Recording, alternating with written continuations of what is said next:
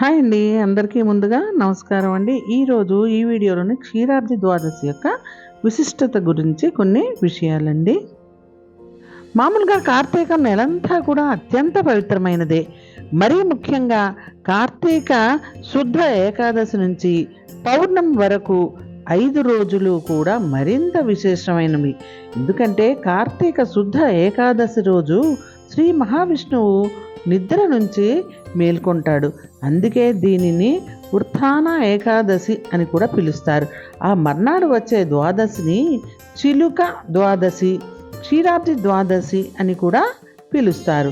ఏకాదశి రోజు యోగ ముద్ర నుంచి మేల్కొన్న శ్రీ మహావిష్ణువు ద్వాదశి రోజు శ్రీ మహాలక్ష్మితో కలిసి భూలోకానికి వస్తాడట. అందుకే విష్ణువు కొలవైన ఉసిరికి ఇంకా మహాలక్ష్మిగా భావించి తులసికి కళ్యాణం జరిపిస్తూ ఉంటాం. క్షీరాబ్ది ద్వాదశి వ్రతం హిందూ సాంప్రదాయంలో పవిత్రమైన వ్రతం అని కూడా భావిస్తారు. ఇది కార్తీక మాసంలో వచ్చే శుక్లపక్ష ద్వాదశి రోజున జరుపుకుంటారు. ఈ పర్వదినాన్ని ముఖ్యంగా శ్రీ మహావిష్ణువు, శ్రీ మహాలక్ష్మి దేవతలను ఆరాధించడానికి భక్తులు నిర్వహిస్తారు.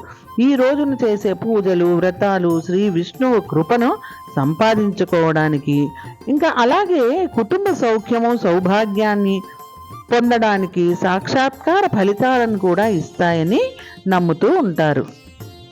పూర్వము కృతయుగంలో దేవతలు, దానవులు అమృతం కోసం క్షీరసాగర మదనం చేసింది కూడా ఈరోజే. అందుకే దీనికి క్షీరాబ్ది ద్వాదశి అని కూడా పిలుస్తారు. శ్రీ మహాలక్ష్మిని శ్రీ మహావిష్ణువు వివాహం చేసుకున్నది కూడా ఈరోజే.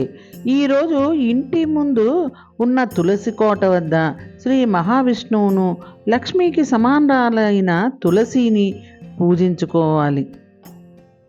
క్షీరాబ్ది ద్వాదశి పూజ సాయంత్రం జరుపుకుంటాము కాబట్టి సాయంత్రానికి తిథి ఉండటం మాత్రం ప్రధానం. మామూలుగా హిందూ సాంప్రదాయంలో తులసి పూజకి చాలా విశిష్టత స్థానం ఉంది. తులసి చెట్టు లేని ఇల్లు ఉండదంటే అది అతిశయోక్తి కాదు.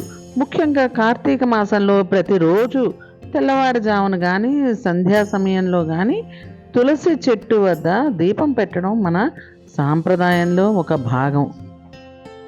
అసలు తులసికి ఎందుకు అంతటి పవిత్రత వచ్చిందంటే తీర్చి మధ్య భాగంలో ఉండే కాండంలో సమస్త దేవీ దేవతలు, అగ్రభాగంలో 4 వేదాలు, మూలంలో సర్వతీర్థాలు ఉన్నాయని మన శాస్త్రం చెప్తోంది.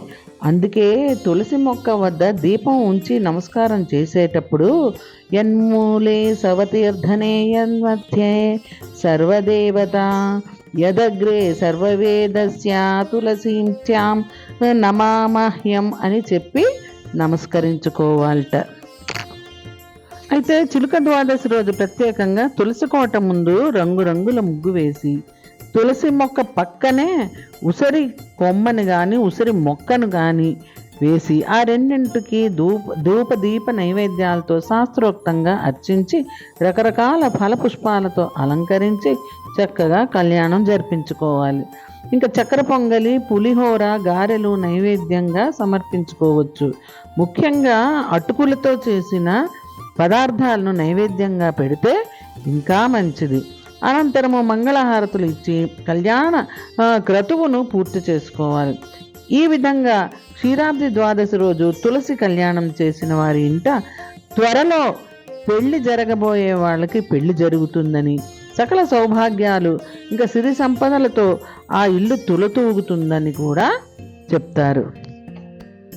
మీకు కనుక ఈ వీడియో నచ్చినట్టయితే తప్పకుండా లైక్ చేయండి. మొదటిసారిగా టాటాస్ క్రియేటర్ స్టూడియో ఛానల్ని చూస్తున్న వాళ్ళు తప్పకుండా సబ్స్క్రైబ్ చేసుకోండి. ఇంకొక మంచి వీడియోతో మీ ముందుంటా.